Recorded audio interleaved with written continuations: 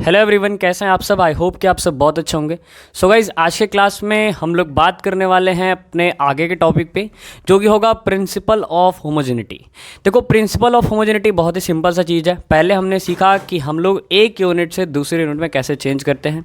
अब हम लोग सीख रहे हैं प्रिंसिपल ऑफ होमोजेनिटी को, जिसमें हम क्या करेंगे कि कोई भी फिजिकल रिलेशन को चेक करेंगे कि वो रिलेशन सही है कि नहीं। ठीक है, तो पहले मैं आपको इसका बेसिक कॉन्सेप्ट बताऊंगा और फिर उसके ऊपर कुछ क्वेश्चंस करके इसको हम लोग अच्छे से क्लियर करेंगे। ओके, तो देखिए, अगर हम प्रिंसिपल ऑफ होमोजेनिटी की बात करें तो ये कुछ नहीं है। इसमें बस इतना कहा जाता है कि जैसे मान लो तुम्हें कोई भी फिजिकल रिलेशन दिया हुआ हो, जैसे कि मान लो तुम्हें दिया हुआ v = u + at, है ना, या फिर आपको ऐसे दिया हुआ फोर्स = मास इनटू एक्सेलरेशन।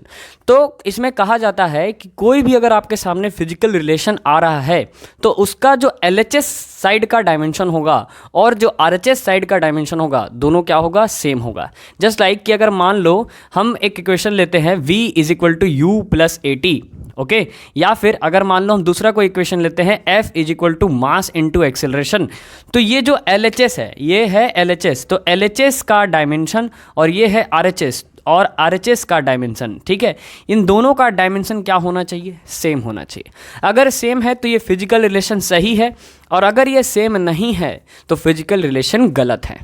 ठीक है, तो हम लोग को प्रिंसिपल ऑफ होमोजेनिटी अगर तुमसे कोई पूछ दे कि प्रिंसिपल ऑफ होमोजेनिटी होता क्या है, तो आपको सिंपल से एक बात में ये कहना है कि प्रिंसिपल ऑफ होमोजेनिटी कहता है कि अगर हमारे पास कोई भी फिजिकल रिलेशन है, ठीक है, फिजिक्स का फॉर्मूला का कोई भी फिजिकल रिलेशन है, तो उसका LHS का डायमेंशन इक्वल होगा RHS के डायमेंशन के। ठीक है, थोड़ा सा डेफिनेशन देख लेते हैं। डेफिनेशन क्या है, it state that the dimension of both side of physical equation must be same. ठीक है, बोथ साइड मतलब वही LHS और RHS क्या होना चाहिए, सेम होना चाहिए। ठीक है, अब देखो, प्रिंसिपल ऑफ होमोजेनिटी को अप्लाई करने के लिए आपको कुछ पॉइंट्स पता रहने चाहिए। जैसे कि आपको मैं बोलूं कि आपके सामने 5 मीटर है और 10 मीटर है। अगर आप 5 मीटर और 10 मीटर को जोड़ते हैं तो कितना होगा, तो ध्यान से समझिएगा। अगर आप 5 मीटर और 10 मीटर को जोड़ते हैं तो आपके सामने आता है 15 मीटर। ठीक है, लेकिन मेजरली अगर समझा जाए तो यहाँ पे हम मीटर और मीटर को जोड़ रहे हैं, तो हमारे पास मीटर स्क्वायर नहीं आ रहा या 2 मीटर नहीं आ रहा, हमारे पास मीटर ही आ रहा है।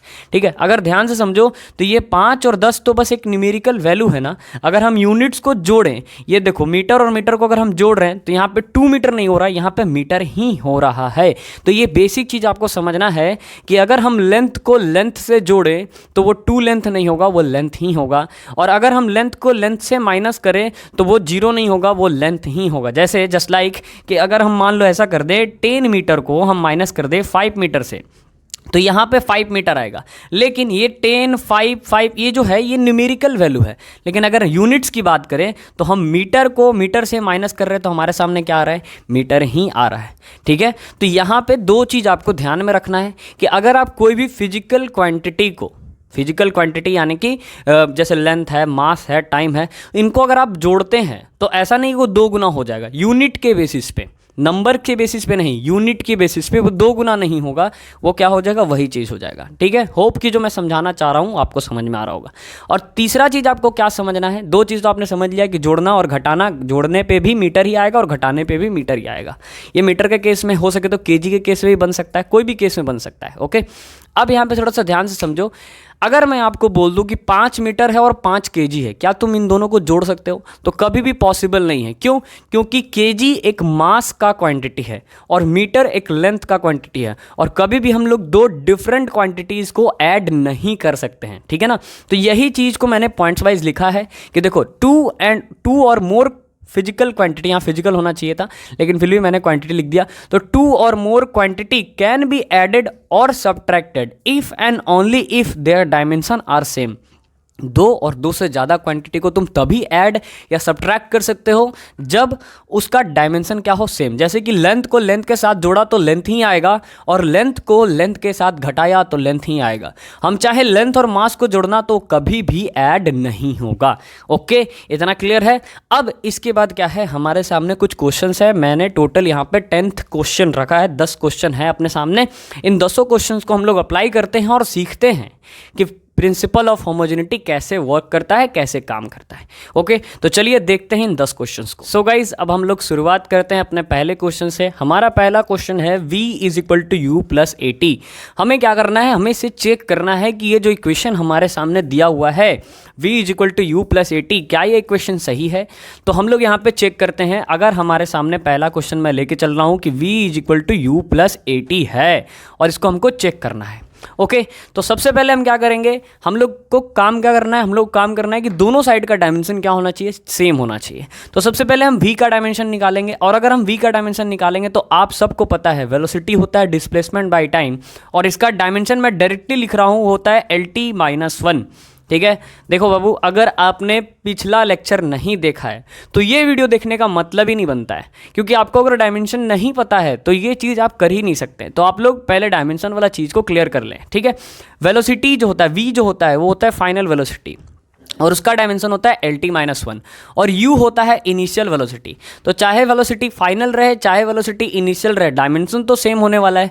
तो u का भी डायमेंशन क्या हो जाएगा, LT-1 हो जाएगा। ओके, अब एक्सीलरेशन का डायमेंशन देखिए तो एक्सीलरेशन का डायमेंशन होता है LT-2, और टाइम का डायमेंशन क्या होता है भाई, टाइम का डायमेंशन तो t ही होता है। ठीक है, और हम लोग को क्या करना है, इसको सॉल्व करना है। दोनों साइड LT-1 अगर आ गया तो हमारा ये इक्वेशन सही होगा। तो देखिए कैसे, अगर हम इसको देखें तो ये बन गया LT-1, और इधर से देखें तो ये देखो यहाँ पे बन गया LT-1, और इसको सॉल्व करें तो ये ऐसा कुछ हो जाएगा t पे पावर -2, और ये देखो t पे पावर 1 है तो -2 + 1, क्योंकि t बेस सेम है तो इसको हम क्या कर सकते हैं, और मल्टीप्लाई में है तो हम इसको क्या कर सकते हैं, पावर को ऐड कर सकते हैं। तो -2 + 1 अगर हम करें तो ये बेसिकली क्या हो जाएगा, देखो ये बन गया LT-1 और ये बन गया LT-1। ठीक है, क्योंकि -2 + 1 क्या हो जाएगा, -1 हो जाएगा, और इधर से LT-1। और अभी हमने सीखा था कि जब हम दो फिजिकल क्वांटिटीज़ को ऐड करते हैं तो कोई नया चीज़ नहीं आता, वही चीज़ आ जाता है। तो अगर हम देखें तो ये जो LT-1 है वो किसके बराबर हो जाएगा, LT-1 के बराबर हो जाएगा। अब आप में से बहुत सारे बच्चे सोच रहे हैं सर यहाँ पे 2 है तो 2 LT-1 आना चाहिए। नहीं बच्चा, ये क्या है, ये यूनिट है। ठीक है ना, ये डायमेंशंस हैं, डायमेंशन में दुगना नहीं होता है। जैसे अभी मैंने आपको सिखाया ना, लेंथ को लेंथ से जोड़ो तो लेंथ ही आएगा, उसी तरीके से अगर आप LT-1 और LT-1 को जोड़े तो आपको LT-1 ही मिलेगा। इस हिसाब से क्या हुआ कि डायमेंशन ऑफ LHS, इस हिसाब से क्या हुआ कि डायमेंशन ऑफ LHS जो है वो किसके बराबर आ गया, वो आ गया डायमेंशन ऑफ RHS के बराबर, डायमेंशन ऑफ RHS के बराबर। इससे हमें क्या पता चला, इससे हमें पता चला कि ये वाला जो इक्वेशन हमें दिया हुआ था एकदम करेक्ट इक्वेशन था, एकदम सही इक्वेशन था। ओके, तो ये इस चीज़ से, इस प्रिंसिपल ऑफ होमोजेनिटी से हमें यही पता चलता है कि हम किसी इक्वेशन को कैसे चेक करें कि वो सही है कि गलत है। ओके, ये चीज़ समझ में आ गया। अब इसके बाद हम एक और एग्जांपल लेते हैं जो कि है v² = u² + 2s, और इसके लिए हमें क्या करना होगा, बोर्ड को इरेज करना होगा। ठीक है, तो देखिए अभी हम लोग देखते हैं v² = u² + 2as को। अगर हम अपना सेकेंड इक्वेशन का यूज़ करें जो कि है हमारा v² = u² + 2as, तो ध्यान से देखो v का डायमेंशन क्या हो गया, LT-1, और इस पे स्क्वायर था। उसी तरीके से u का डायमेंशन क्या हो गया, LT-1, और उस पे भी स्क्वायर था, प्लस ये देखो 2 जो है ना ये न्यूमेरिकल वैल्यू है तो इसको डायमेंशन में नहीं लिखते हैं, इसको बाहर लिखते हैं। और एक्सीलरेशन का डायमेंशन क्या होगा, LT-2, और डिस्प्लेसमेंट, S का मतलब होता है डिस्प्लेसमेंट, और डिस्प्लेसमेंट के लिए होगा L।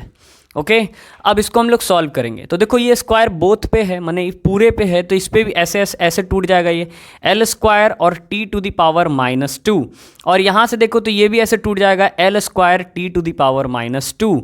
ठीक है, प्लस ये 2 से अपने को कोई मतलब नहीं है क्योंकि ये 2 एक न्यूमेरिकल वैल्यू है, हमें बस डायमेंशन से मतलब है। अब ध्यान से समझे तो ये 2 को मैं यहाँ से नेगलेक्ट कर रहा हूँ। ठीक है ना, आप ये मत सोचना सर आपने 2 नहीं लिया, ये 2 को मैं नेगलेक्ट कर रहा हूँ क्योंकि ये न्यूमेरिकल वैल्यू है। ठीक है ना, हमको बस डायमेंशन से मतलब है। तो ये L मिलाएंगे तो क्या बन जाएगा, ये बन जाएगा L² और t⁻², था, और देखो फिर से वही चीज़ आ रहा है, अगर L² t⁻² को जोड़ें तो बेसिकली वही चीज़ आएगा अपने सामने। क्या आ जाएगा, देखो L² t⁻², और इधर भी अपने पास क्या है, L² t⁻²। ठीक है, तो इससे क्या हुआ कि डायमेंशन ऑफ LHS किसके बराबर हो गया, डायमेंशन ऑफ RHS के बराबर हो गया।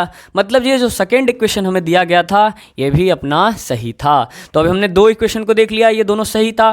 अब हमें दिया हुआ है कि हाफ एम बी स्क्वायर और एम जी एच दोनों क्या है, दोनों बराबर है। आप इसको चेक करके बताइए कि दोनों बराबर है। तो ऑब्वियस सी बात है अगर इन दोनों का डायमेंशन सेम हो गया तो बराबर होगा। अब देखो इसको अगर थोड़ा सा ध्यान से समझे तो ये जो हाफ एम बी स्क्वायर है एक्चुअली में क्या है, हाफ एम बी स्क्वायर होता है काइनेटिक एनर्जी, और एम जी एच क्या है, एम जी एच है ग्रेविटेशनल पोटेंशियल एनर्जी। ठीक है, तो हम लोग को क्या करना है, इन दोनों को चेक करना है। ठीक है, हम तो पहले ही बोल देंगे भैया ये दोनों सही होगा, क्यों, क्योंकि दोनों एनर्जी है और एनर्जी का डायमेंशन दोनों का सेम होगा, क्योंकि हमने पढ़ा है एनर्जी चाहे कैसा भी रहे दोनों का यूनिट और दोनों का डायमेंशन सेम होता है। तो देखते हैं थर्ड इक्वेशन को। थर्ड इक्वेशन क्या है, half m v square is equal to m g h. ठीक है, अब यहाँ पे थोड़ा सा ध्यान से देखो, ये हाफ से तो अपने को कोई मतलब नहीं क्योंकि ये सर न्यूमेरिकल वैल्यू है। तो अब m जो है, m बेसिकली क्या होता है, मास होता है, तो मास के लिए हमने लिख दिया m, और v बेसिकली क्या होता है, वेलोसिटी होता है, तो वेलोसिटी के लिए हो जाएगा LT-1 और उसके ऊपर था स्क्वायर। ओके, अब यहाँ देखो m क्या है, मास है, तो m लिख दिया हमने, फिर मल्टीप्लाई का साइन, तो डॉट से मैं मल्टीप्लाई दिखा रहा हूँ। g जो होता है एक्सेलरेशन ड्यू टू ग्रेविटी, और एक्सेलरेशन का dimension as it is LT पे पावर -2। ठीक है, तो ये हो गया LT पे power -2 acceleration due to gravity का डायमेंशन, क्योंकि एक्सेलरेशन ड्यू टू ग्रेविटी रहे चाहे नॉर्मल एक्सेलरेशन रहे, डायमेंशन दोनों का क्या होगा, सेम होगा, LT-2।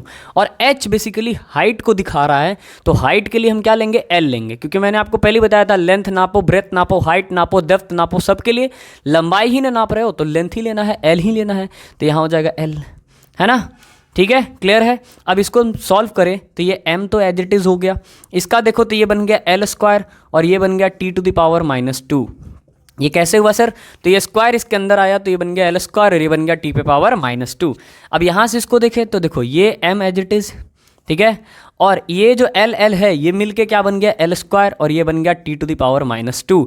तो ओवरऑल दोनों साइड का डायमेंशन क्या हो गया, सेम हो गया, मतलब ये जो फॉर्मूला दिया हुआ था ये भी सही था। ओके, ये चीज़ क्लियर है, बहुत ही सिंपल सा चीज़ है। आपको बस अभी मैं इसी चीज़ से मैं आपको अलग अलग फार्मूला दिखाने की कोशिश कर रहा हूँ। ठीक है, अब देखो 4 नंबर, देखो 4 नंबर में क्या कह रहा है कि force into displacement F into S, यानी कि फोर्स इनटू डिस्प्लेसमेंट जो है ये half mv square minus half mu square के बराबर है। ठीक है, mv स्क्वायर का मतलब फाइनल काइनेटिक एनर्जी और mu स्क्वायर का मतलब इनिशियल काइनेटिक एनर्जी, क्योंकि u लग गया मतलब इनिशियल। ठीक है, तो बोल रहा है कि काइनेटिक एनर्जी का जब हम चेंज करेंगे तो वो वर्क डन के बराबर आएगा। अब तुम बोल रहे हो सर ये क्या बोल रहे हो आप, देखो force into displacement work done होता है, ये है फाइनल काइनेटिक एनर्जी और ये है इनिशियल काइनेटिक एनर्जी। तो तुम जब फाइनल को इनिशियल से माइनस करोगे तो वहाँ आएगा चेंज। तो क्या आया चेंज का, चेंज इन काइनेटिक एनर्जी, और चेंज इन काइनेटिक एनर्जी किसके बराबर होता है, वर्क डन के बराबर होता है। तो यहाँ से एक चीज़ और क्लियर होता है कि जब हम चेंज इन काइनेटिक एनर्जी निकालते हैं तो वो किसके बराबर आता है, वर्क डन के बराबर आता है। और चेक करके देखते हैं ये सही है कि नहीं। तो देखो 4th नंबर क्या है, F into s is equal to half mv square minus half mu square. Okay, तो फोर्स का क्या होता है डायमेंशन, फोर्स का डायमेंशन होता है mL⁻², और s का, s ये बेसिकली क्या है, s एक तरह का डिस्प्लेसमेंट है, तो इसका डायमेंशन क्या हो जाएगा, इसका डायमेंशन हो जाएगा L। ओके, अब यहाँ पे देखो हाफ से तो अपने को कोई मतलब नहीं है क्योंकि भैया ये तो न्यूमेरिकल वैल्यू है। अच्छा, m के लिए क्या ले लेंगे, मास है भाई, तो मास के लिए m, और वेलोसिटी है तो वेलोसिटी के लिए LT-1 और उसके ऊपर था स्क्वायर। ठीक है, फिर माइनस, हाफ के लिए कोई मतलब नहीं, हाफ तो लेना ही नहीं है, फिर मास के लिए m ले लेंगे हम लोग, और u के लिए क्या ले लेंगे, u भी एक तरह का इनिशियल वेलोसिटी है तो इसके लिए भी हो जाएगा LT⁻⁻1 और उसके ऊपर स्क्वायर। ओके, अब इसको हम सॉल्व करें तो इसको सॉल्व करने पे क्या आएगा, m L मिल के बन जाएगा L स्क्वायर और यहाँ बन जाएगा T⁻², और इधर देखो इधर सॉल्व करें तो ये बन गया m, और यहाँ से देखो ये क्या बन गया, L पे स्क्वायर, क्योंकि होल पे स्क्वायर था, L स्क्वायर और T⁻², और इसको माइनस करें इसको भी करें तो वही चीज़ होगा m L स्क्वायर T⁻²। अब यहाँ से ध्यान से देखें तो हम लोग अभी जस्ट पढ़े हैं कि लेंथ को लेंथ से घटाएं तो लेंथ ही आता है, मतलब इसको अगर इससे घटाएंगे तो यही चीज़ आएगा। तो मतलब कि इधर का डायमेंशन और उधर का डायमेंशन, दोनों साइड का डायमेंशन क्या हो गया, सेम हो गया, है ना, क्या हो गया, सेम हो गया। अब आपको लग रहा होगा कि ये यार ये क्या है यार, इतना बेसिक सा चीज़, ये कुछ तो है ही नहीं। सही बात है, कुछ नहीं है, अगर आपको डायमेंशन पता है तो सच में कुछ नहीं है। ठीक है ना। अब जैसे देखो ये सब फार्मूला तुम लोगों को अभी तक सिंपल लगा होगा। अब जैसे आ गया यहाँ पर डी ब्रॉगली वेवलेंथ, अब ये डी ब्रॉगली वेवलेंथ को देख के तुम थोड़ा डर जाओगे, क्योंकि भैया यहाँ पे आ रहा है प्लैंक्स कांस्टेंट, तो प्लैंक्स कांस्टेंट का डायमेंशन पता होना चाहिए। अब यहाँ पे आ गया एस्केप वेलोसिटी, तो इस केस में जी का डायमेंशन पता होना चाहिए। तो इसी वजह से ये क्वेश्चन क्या हो जाता है, टफ हो जाता है, क्योंकि डायमेंशन टफ कर दिया जाता है।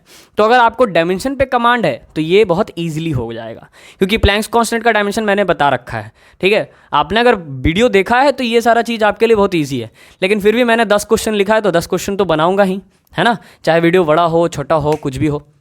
तो चलिए अब हम लोग देखते हैं डी ब्रॉगली वेवलेंथ को। डी ब्रॉगली वेवलेंथ क्या होता है, ठीक है जी भाई साहब। तो हम लोग आ रहे हैं 5वें नंबर क्वेश्चन पे, जिसमें हम लोग देख रहे हैं डी ब्रॉगली वेवलेंथ, यानी कि जो लैम्डा होता है, lambda is equal to h/mv। Sir ये h क्या है, h है प्लैंक्स कांस्टेंट, m क्या है मास, v क्या है वेलोसिटी, लैम्डा क्या है वेवलेंथ, है ना, ये सारा चीज़ है। अब हमको सबसे पहले तो भैया प्लैंक्स कांस्टेंट का डायमेंशन पता होना चाहिए। अब प्लैंक्स कांस्टेंट का डायमेंशन ही नहीं पता है, तो इसके लिए मैंने एक फार्मूला यूज़ किया था, E is equal to h mu. ठीक है, h is what, Planck's constant, and mu is what, frequency. Mu क्या था, फ्रीक्वेंसी था, और h क्या था, प्लैंक्स कांस्टेंट था। तो अगर हम h का निकाले डायमेंशन तो क्या हो जाएगा, E बाई म्यू हो जाएगा। E एनर्जी है, तो एनर्जी का डायमेंशन क्या हो जाएगा, एनर्जी का डायमेंशन हो जाएगा ml² T⁻⁻², और फ्रीक्वेंसी का डायमेंशन क्या होगा, T पे पावर -1। सो h का डायमेंशन क्या आना चाहिए, ये -1 नीचे से ऊपर जाएगा तो बन जाएगा +1, तो देखो ये बन जाएगा ml² T पे power -2 +1 is equal to h। अब तुम खुद से सोचो -2 + 1 क्या होना चाहिए, -2 + 1 -1 होना चाहिए। तो यहाँ पे h का डायमेंशन क्या आ गया, h का डायमेंशन आ गया ml² T पे पावर -1, और हम लोग क्या करना है, बस यहाँ पे पुट करना है और चेक करना है। तो देखते हैं, लैम्डा बेसिकली क्या होता है, वेवलेंथ होता है, वेवलेंथ, लेंथ यानी कि l। तो अगर हम इसका यूज़ करें तो ये बन गया l, और हम प्लैंक्स कांस्टेंट की जगह पे रखें तो ये बेसिकली क्या हो जाएगा, ml² T पे पावर -1, और m बेसिकली होता है मास, और वेलोसिटी क्या होता है, LT-1। ओके, अब इसको हम सॉल्व कर देते हैं। तो इसको सॉल्व करेंगे तो क्या हो जाएगा, देखो ये हो जाएगा बेसिकली ml² T पे पावर -1, और इधर देखिए तो ये क्या हो जाएगा, ml T पे पावर -1। ठीक है, अब इसमें से अगर हम इसमें सॉल्व करने की कोशिश करें तो देखो ये m कैंसिल, T पे पावर -1 T पे पावर -1 कैंसिल, ये L से ये L² कैंसिल, तो इधर से भी बच रहा है L और उधर से भी बच रहा है L।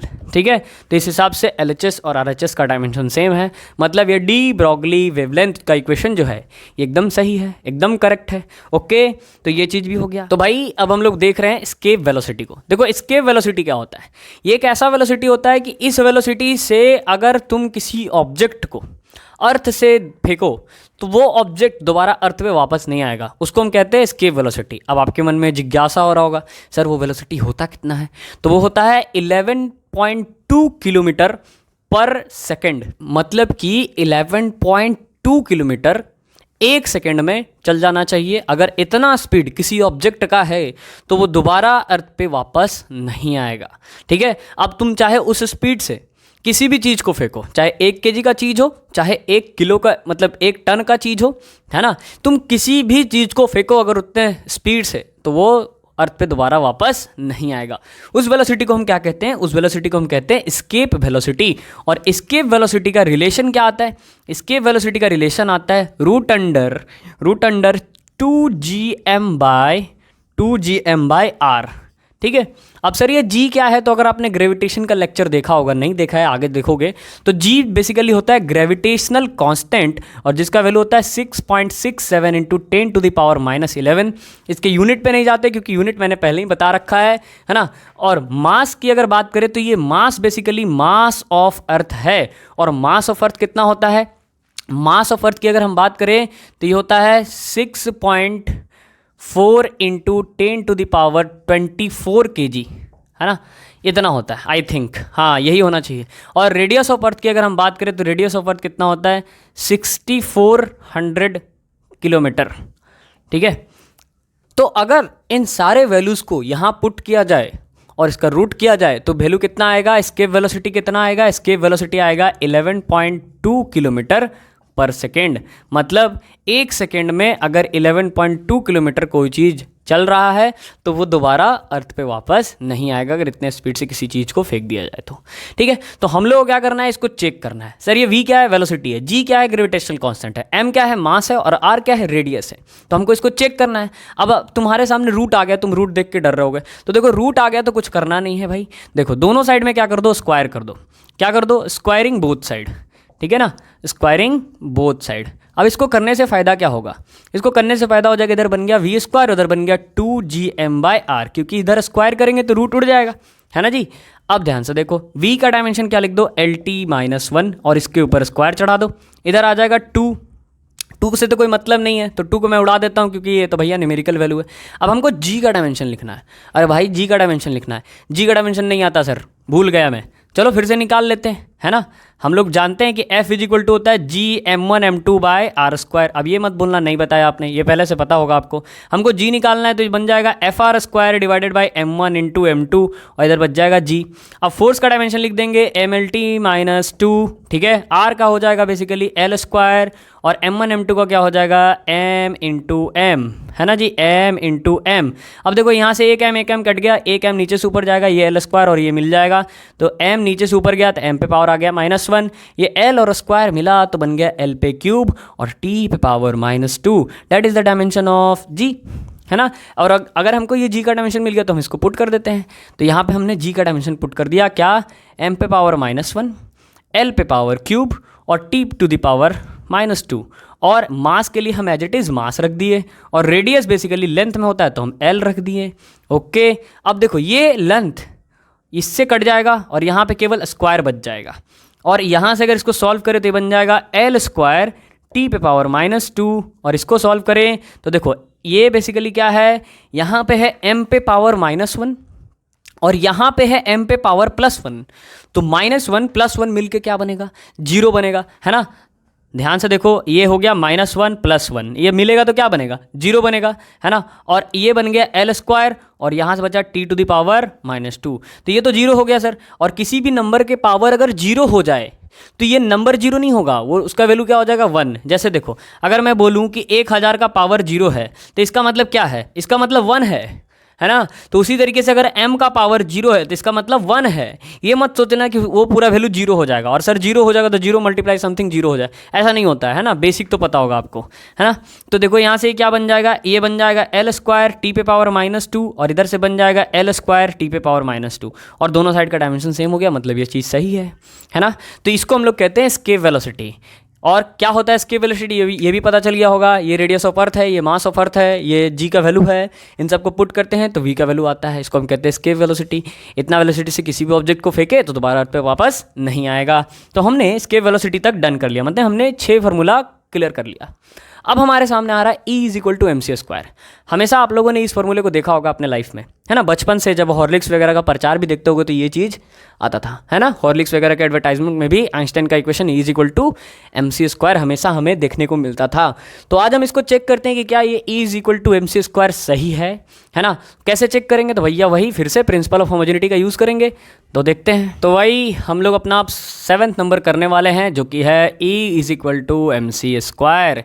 E is what, E यहाँ पे क्या है, एनर्जी है, M यहाँ पे क्या है, मास है, और C यहाँ पे क्या है, स्पीड ऑफ लाइट है। और आप सबको पता होगा स्पीड ऑफ लाइट कितना होता है, एयर में कितना होता है, आप सबको पता होगा ना, 3 × 10⁸ मीटर/सेकेंड, यही होता है ना, 3 × 10⁸ मीटर/सेकेंड।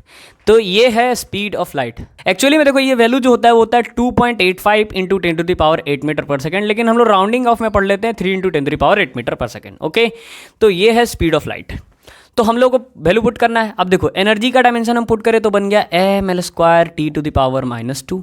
मास बेसिकली मास हो जाएगा, m हो जाएगा, और c होता है स्पीड ऑफ लाइट। तो स्पीड ऑफ लाइट रहे कुछ भी रहे, स्पीड का डायमेंशन क्या होगा, LT-1। तो स्पीड ऑफ लाइट का डायमेंशन हो जाएगा LT-1, और इसके ऊपर बढ़ जाएगा स्क्वायर। अब इसको सॉल्व करें तो क्या बनेगा, m L² t पे पावर -2। इसको भी सॉल्व करें तो इधर से बच जाएगा m, और यहाँ से बनेगा डायरेक्टली कर देते हैं यार, यहाँ से बनेगा एल स्क्वायर और यहाँ बन जाएगा टी पे पावर -2। मतलब दोनों साइड का डायमेंशन क्या है, सेम है। मतलब ये फार्मूला जो है आइंस्टाइन का इक्वेशन जो है एकदम सेम है, एकदम सही है। ठीक है, अब ध्यान से देखिए 8 नंबर क्वेश्चन है ना। 8 नंबर क्वेश्चन क्या कह रहा है, 8 नंबर क्वेश्चन कह रहा है mu is equal to 1/2L root under T/m, है ना। ये थोड़ा सा अच्छा लग रहा है देखने में कि भैया ये बहुत अच्छा चीज़ है, इसके अंदर है म्यू आ गया, टी आ गया, ये सब क्या है। तो देखो टी क्या होता है, टी होता है टेंशन। क्या होता है, टेंशन। और टेंशन एक तरह का फोर्स है। क्या है टेंशन, एक तरह का फोर्स है।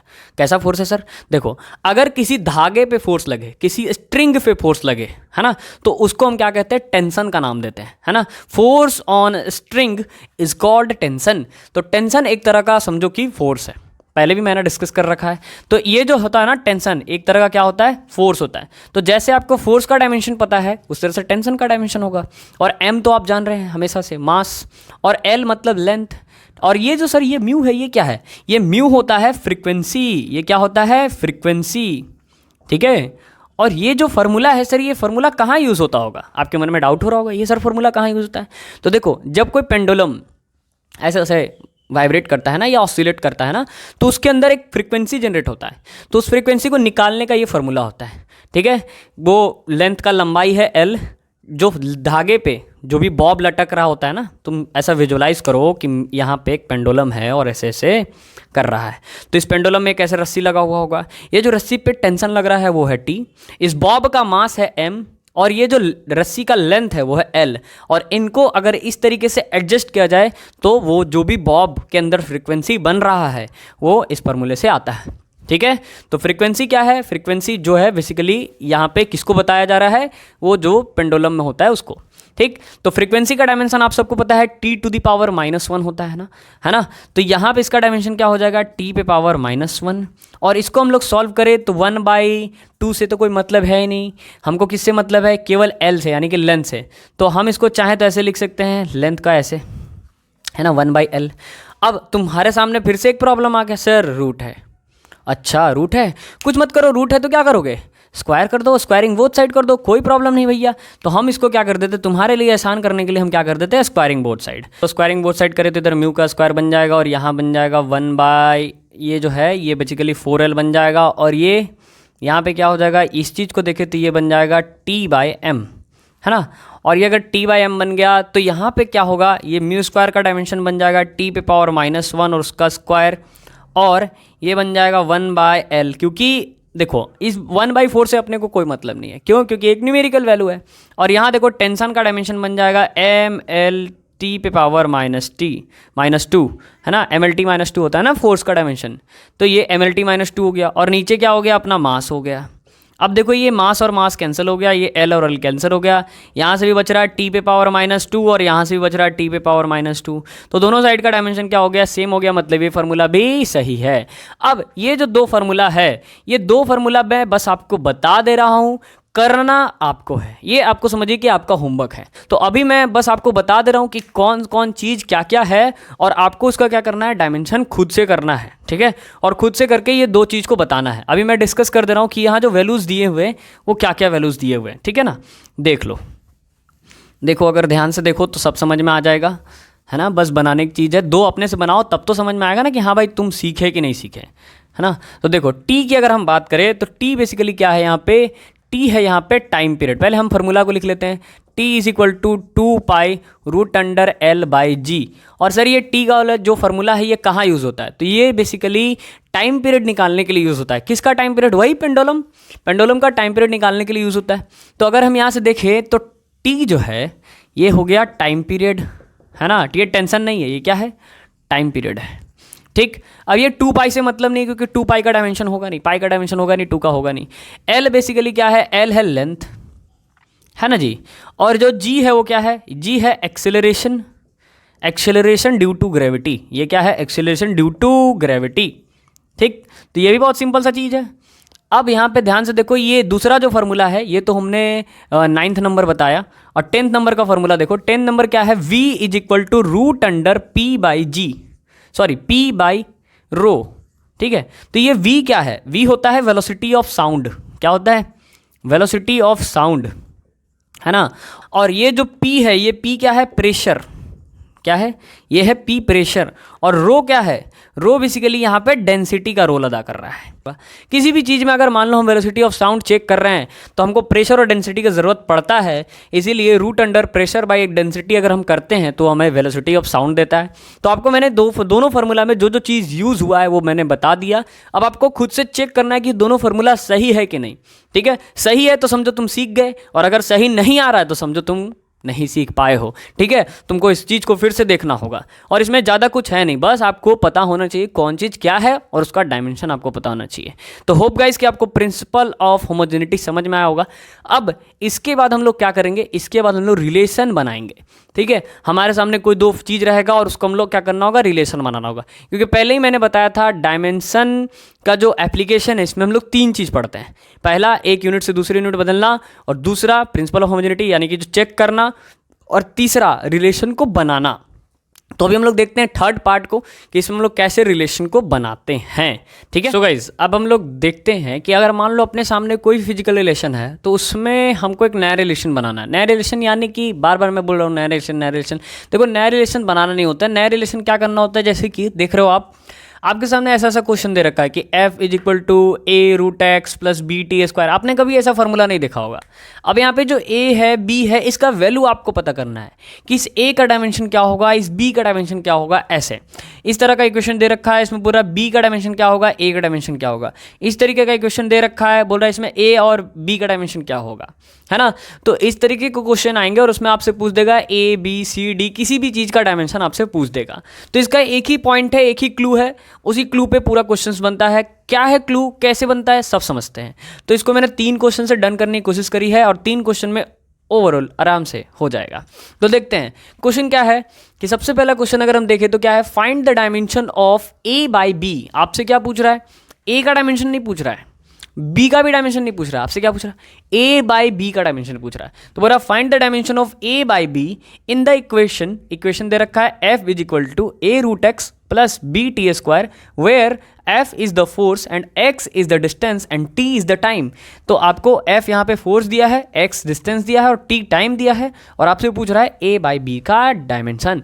तो देखो अगर इस क्वेश्चन को देखें ना तो बहुत ही सिंपल सा कॉन्सेप्ट है। सिंपल सा कॉन्सेप्ट क्या है कि देखो ये वाला चीज़ जो तुम्हें दिख रहा है यहाँ पे, ये वाला जो चीज़ तुम्हें दिख रहा है यहाँ पे, ये तभी जुड़ेंगे जब ये दोनों एक होंगे। अभी हमने जस्ट पढ़ा, क्या पढ़ा था कि जब डायमेंशन क्या होगा, सेम होगा, तभी तो ये दोनों ऐड होगा ना। बस उसी का हम लोग को यूज़ कर लेना है। अगर इन दोनों का डायमेंशन सेम है तभी ये ऐड होंगे। डैट मीन्स कि इसका डायमेंशन और इसका डायमेंशन, दोनों का डायमेंशन क्या होगा, सेम होगा, है ना। तो इसी का यूज़ करना है। तो क्या मैं ऐसे लिख सकता हूँ कि जो a रूट एक्स है, अगर हम इक्वेशन को एक बार लिख लें यहाँ पे थोड़ा सा इस क्वेश्चन को इज्जत देने के लिए, तो इक्वेशन को लिख ले तो f इज इक्वल टू क्या है, f इज इक्वल टू है a रूट एक्स, ठीक है, a root x plus b t square. ये इक्वेशन है अपने सामने। अब हमको इसको थोड़ा सा क्या करना है, यहाँ पे सॉल्व करना है। तो ध्यान से देखो, ये जो a रूट एक्स है ये किसके बराबर होगा, ये होगा बी टी स्क्वायर के बराबर, ठीक है ना। ये a रूट एक्स किसके बराबर होगा, बी टी स्क्वायर के बराबर होगा। ओके, अब हमको क्या करना है, इसका हमको क्या करना है, डायमेंशन पता करना है, किसका, a बाई बी का। तो कुछ नहीं करेंगे, इस a को इधर ले आ देंगे। बराबर कैसे लिख दिया आपने, क्यों, क्योंकि ये दोनों डायमेंशन सेम होंगे तभी तो बराबर होंगे ना, डायमेंशन के बेसिस पे। तो यहाँ से ध्यान से देखो, ये b आ जाएगा नीचे, तो ये बन जाएगा a बाई बी, और ये बन जाएगा t square divided by root x. ऐसा हो सकता है कि नहीं हो सकता, बिल्कुल हो सकता है सर। जब ये दोनों इक्वल हैं तो ये b नीचे आ जाएगा और ये रूट एक्स इधर चला जाएगा, है ना। अब ध्यान से देखो, a बाई बी, अब यहाँ पे हम देखें तो t बेसिकली क्या था, टाइम था, है ना। यहाँ लिखा हुआ था देखो, t इज टाइम, तो t इज टाइम था, तो टाइम का क्या था, स्क्वायर था। तो इसको हम ऐसे लिख ले, t स्क्वायर को हम टाइम का स्क्वायर लिख ले और इसे बंद कर दें, और इसको डिवाइड करें नीचे रूट एक्स से। x क्या था, डिस्टेंस था, है ना। x क्या था, x डिस्टेंस था, तो डिस्टेंस के लिए क्या होगा, l होगा, और इस पे पावर रूट है, क्या है, रूट है। तो रूट है तो इसके पावर क्या हो जाएगा, हाफ हो जाएगा, है ना। रूट है तो पावर क्या हो जाएगा, हाफ हो जाएगा। और ये जब नीचे से ऊपर जाएगा तो l पे पावर क्या आ जाएगा, माइनस हाफ आ जाएगा। मीन्स a बाई बी को अगर देखें तो a बाई बी का जो डायमेंशन आएगा वो क्या आएगा, टी स्क्वायर, l पे पावर माइनस हाफ, ठीक है। ये डायमेंशन होगा किसका, a बाई बी का। बस यही आपसे क्वेश्चन में पूछा था। और तो कुछ नहीं पूछा नहीं था।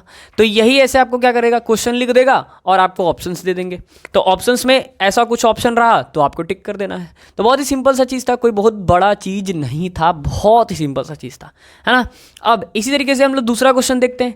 दूसरा क्वेश्चन का इक्वेशन क्या दिया है, p is equal to b minus x square by 80, है ना। p is equal to b minus x square by 80, और यहाँ साफ कह रहा है कि ये इसके इक्वल है। और हमसे क्या पूछ रहा है, find the dimension of a into b, मतलब a इंटू बी का डायमेंशन पता करना है। a का अलग नहीं, b का अलग नहीं, a इंटू बी का पता करना है, ठीक है। तो बहुत ही सिंपल सा है, बहुत ही सिंपल सा है, लेकिन इसको करने के लिए थोड़ा सा जगह इरेज करना पड़ेगा। तो देखो ये क्वेश्चन कैसे बनेगा, सेकेंड नंबर क्वेश्चन को अगर हम देखें तो p इज इक्वल टू है b minus x square divided by 80, okay, b minus x square divided by 80। तो इस हिसाब से हम कह सकते हैं कि जो b है ये एक्स स्क्वायर के बराबर होगा, क्योंकि माइनस तभी होगा जब दोनों का डायमेंशन सेम है ना। और x क्या है भाई, x क्या है, x क्या है, x डिस्टेंस है। तो हम ऐसे लिख सकते हैं कि b is equal to x square, क्योंकि दोनों का डायमेंशन सेम होगा डायमेंशन बेसिस पे।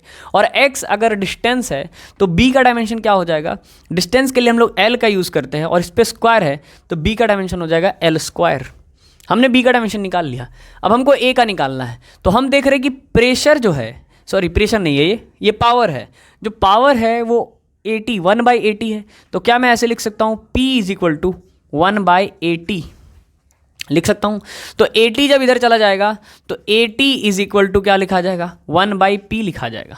और हमको किसका डायमेंशन चाहिए, हमको केवल A का डायमेंशन चाहिए। तो A is equal to 1/P into t हो जाएगा, है ना। अब P क्या है सर, पावर है। पावर का डायमेंशन तुम्हें पता होना चाहिए। पावर का डायमेंशन क्या होता है, देखो पावर जो होता है वो होता है वर्क डन बाई टाइम, और वर्क डन क्या होता है, force into displacement by time, है ना। तो फोर्स का डायमेंशन क्या हो गया, mLT पे पावर -2, और डिस्प्लेसमेंट के लिए हो गया L, और टाइम के लिए हो गया T। तो यहाँ से इसको सॉल्व कर लेते बन जाएगा mL स्क्वायर T पे पावर -2, और नीचे से एक जाएगा तो नीचे से एक -1 इस पे चला जाएगा, है ना। अरे भाई 1 है, नीचे से ऊपर जाएगा तो क्या होगा, -1 होगा ना। तो इस पे कितना आ जाएगा पावर, mL स्क्वायर T पे पावर -3। तो ये हुआ तुम्हारा किसका डायमेंशन, ये हुआ तुम्हारा पावर का। और इसी पावर को किससे मल्टीप्लाई कर दो, T से मल्टीप्लाई कर दो।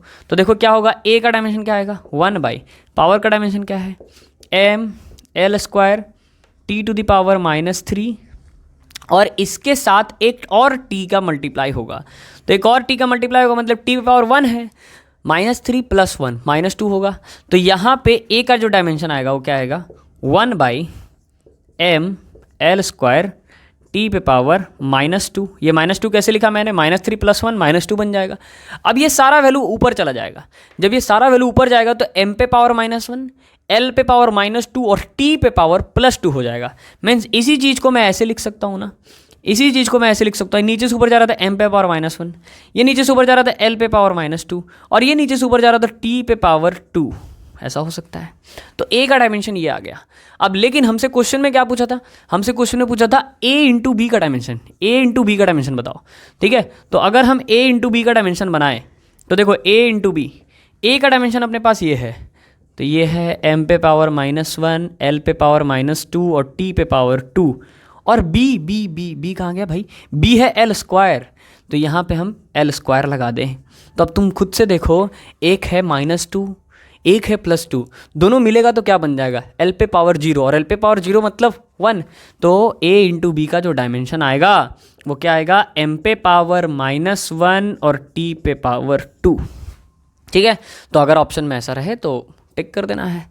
तो बहुत ही सिंपल सा चीज़ था, कुछ नहीं पता होना चाहिए, बस खाली क्या पता होना चाहिए, आपको डायमेंशन पता होना चाहिए। अगर आपको डायमेंशन पता है तो आप कर लेंगे। यहाँ माइनस का साइन है तो ये दोनों इक्वल होगा, ठीक है। अब ये दोनों का काम हो गया तो ये दोनों को देख लो, है ना। तुमको बस दिमाग लगाना है कि कैसे हम दोनों को इक्वल कर सकते हैं। जहाँ माइनस प्लस दिख जाए आराम से आंख मूंद के इक्वल कर दो, ठीक है ना। बात समझ में आ गया। अब जो क्वेश्चन मैं लेने जा रहा हूँ ये बेसिकली एक बार जेईई मेंस में आ चुका है ये क्वेश्चन, तो ये क्वेश्चन हम लोग डन करेंगे। ये वैन डर वाल गैस इक्वेशन के नाम पे क्वेश्चन है, काफ़ी लंबा इक्वेशन है, देख के बच्चे डर जाते हैं, लेकिन इसका बहुत ही सिंपल सोल्यूशन है। और ये जेईई मेंस में आ चुका है एक बार क्वेश्चन ये वाला, ठीक है। बहुत बार कॉम्पिटिटिव एग्जाम में ये क्वेश्चन आता है, तो आप लोग के लिए टफ है लेकिन है ईजी, है इजी, जो पढ़ता है उसके लिए इजी है, जो नहीं पढ़ता है उसके लिए तो टफ है भैया। ठीक है, तो देखते हैं ये क्वेश्चन क्या है, कैसे बनेगा। ठीक है, पहले इसको इरेज कर। हाँ जी, तो थर्ड नंबर में क्या है भैया, पहले इक्वेशन लिख ले, क्या है, p plus a by v square. ठीक है, फिर bracket v minus b is equal to में आर टी, और बाकी चीज़ें जो हैं, p है प्रेशर, r है यूनिवर्सल गैस कांस्टेंट, v है वॉल्यूम, t है टेम्परेचर। ठीक है, तो हमको साफ साफ दिख रहा है, क्या दिख रहा है हमें साफ साफ, कि ये दोनों ऐड है, मतलब ये दोनों बराबर होगा, ये दोनों माइनस है, मतलब ये दोनों बराबर होगा। तो हमसे पूछ क्या रहा है, हमसे पूछ रहा है ए और बी का डायमेंशन। देखो हमसे क्या पूछ रहा है, dimension of a and b and also writes its unit. A और बी का डायमेंशन लिखिए और अल्सो उसका यूनिट बताइए कि उसका यूनिट क्या होगा। ठीक है, तो ध्यान से देखेंगे, ये अगर प्लस में है तो ये दोनों इक्वल होगा, तो पहले हम v निकाल लेते हैं, ये क्योंकि सिंपल दिख रहा है हमें। तो v माइनस बी अगर है तो इसको मैं लिख सकता हूँ v is equal to b, लिख सकता हूँ, क्योंकि माइनस हो रहा मतलब दोनों सेम होगा। और v क्या है भाई, v वॉल्यूम है, v क्या है, वॉल्यूम है। तो जो वॉल्यूम का डायमेंशन होगा, वॉल्यूम का डायमेंशन क्या होता है, एल क्यूब, तो b का भी डायमेंशन क्या आ गया, एल क्यूब आ गया। बहुत ही एक लाइन में b का डायमेंशन मिल गया एल क्यूब, है ना। और इधर से फिर मैं निकालता हूँ इसका, तो देखो p plus a by v square. P क्या है, P यहाँ पे देखते हैं, P है प्रेशर, P क्या है, प्रेशर है।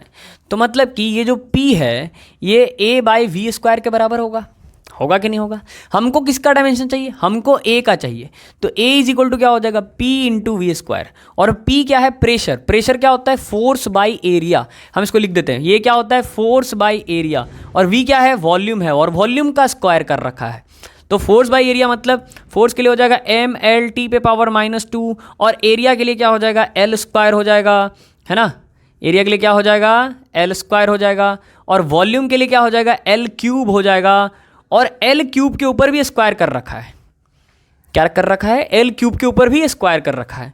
तो यहाँ से अगर हम इसको आराम आराम से सॉल्व करें, कोई डरने वाली बात नहीं है। देखो ये एल इसके स्क्वायर से कट गया, नीचे केवल एक एल बच रहा है। ठीक, अब इसको सॉल्व करें तो ये हो गया m t पे पावर -2, और ये l पे पावर 3 और इंटू 2 कितना हो जाएगा, l पे पावर हो जाएगा 6, और नीचे एक l अभी भी लटक रहा है, तो ये l इसके 6 को काट देगा, तो यहाँ से क्या बच जाएगा, 5 बच जाएगा।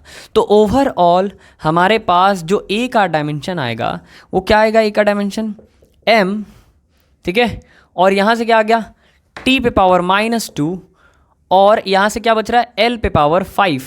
तो a का डायमेंशन ये मिल गया, b का डायमेंशन ये मिल गया। अब पूछ रहा है इसका यूनिट, तो देखो b का यूनिट क्या हो जाएगा, यूनिट ऑफ b का यूनिट क्या हो जाएगा, तो देखो l क्यूब है ना, तो l क्यूब है मतलब क्या हो जाएगा, ये मीटर क्यूब हो जाएगा। ठीक है, यूनिट ऑफ b क्या हो जाएगा, मीटर क्यूब हो जाएगा। अब देखो यूनिट ऑफ a का यूनिट पूछ रहा है ना, तो देखो m के लिए क्या हो जाएगा, m के लिए हो जाएगा kg, है ना, और MLT के टर्म में लिखते हैं ना, तो M पहले लिखते हैं, फिर L लिखते हैं, फिर T लिखते हैं।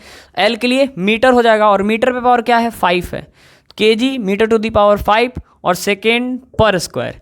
तो ये हो जाएगा किसका यूनिट, A का यूनिट हो जाएगा।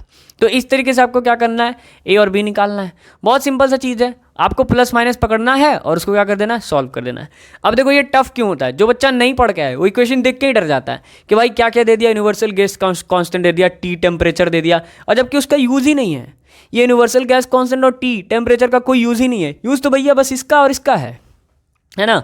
जिसको प्रेशर और वॉल्यूम का डायमेंशन पता है वो सॉल्व कर लेगा, और जिसको नहीं पता है वो क्वेश्चन देख के डरेगा। तो क्वेश्चन बहुत ज़्यादा टफ नहीं होता है, बहुत ही सिंपल होता है, बस आपको कॉन्सेप्ट पता होना चाहिए। अगर कॉन्सेप्ट पता है तो बहुत ईजिली बनता है। ठीक है, तो ये था पूरा डायमेंशन का कहानी। इससे पहले हमने यूनिट का कहानी देखा, और इसके बाद वाले पार्ट में हम लोग एरर देखेंगे, error, rounding off significant figure, और फिर ये पूरा यूनिट एंड मेजरमेंट पहाड़ जैसा चैप्टर खत्म, है ना। और हीट का तो ओवरऑल कर रखा है हमने, तो हीट का लेक्चर भी आप जाके देख लीजिए। हीट का भी 3-4 पार्ट है, 3-4 पार्ट में पूरा हीट एकदम कवर हो गया है। ठीक है, आपका जो भी है टोटल सब कुछ कवर है, तो हीट का भी लेक्चर आप देख सकते हैं। बाकी और भी जो लेक्चर्स हैं वो सारे अपलोडेड हैं, सब आप देख सकते हैं। बस सबको कॉन्सेप्ट वाइज आपको पढ़ना है। ठीक है, तो इसी के साथ इस वीडियो को एंड करते हैं, मिलते हैं नेक्स्ट लेक्चर में।